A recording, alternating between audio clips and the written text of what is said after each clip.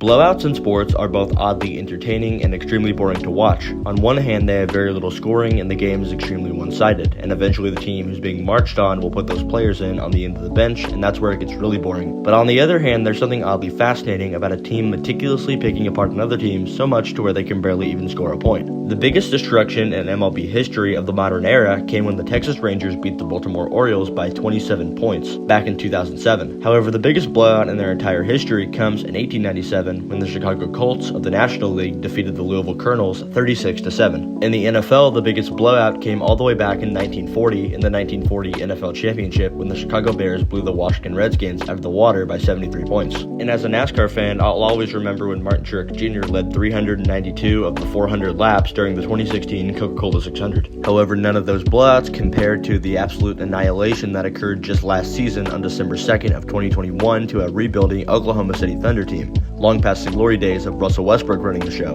And they would head up to Memphis, Tennessee to play a hungry Memphis Grizzlies team with all NBA caliber players like Jared Jackson Jr. and Ja Morant. However, this game they would be without their high-flying guard due to a left knee sprain. However, that did not stop the Memphis Grizzlies from going up 72-36 at the half, with players like DeAnthony Melton stepping up. The Grizzlies would end up scoring 41 points in the third quarter and 39 in the fourth, and the Grizzlies would improve to 12-10 by winning 152-179, a 73-point victory. However, with that being said, we cannot continue without talking about the time the Grizzlies were at the receiving end of a blowout themselves. After a season that saw the Grizzlies finish with 43 wins and a first-round playoff exit, they were looking to run it back. They would have a good start to the year, however, with the help of an 11-game losing streak in the turn of a new year, they were looking a little bit worse for wear with just 19 wins and a ticket to Charlotte where they were set to take on the Hornets. Now, the Hornets were also not very good this year, finishing 10th in the Eastern Conference, but on March 22nd of 2018, the Grizzlies would have to take on the Hornets without Marc Gasol or Mike Conley. The Grizzlies would have a strong hope that they would win this game, however, those hopes to win would quickly be dashed after being down 37-14 at the end of the first quarter, and by the end of the game, with the help of 46 points in 3 quarters by Kemba Walker, the Charlotte Hornets would take a commanding 61-point victory, with the final score being 79-140. However, for this next one, let's turn the clock all the way back 26 years to 1992.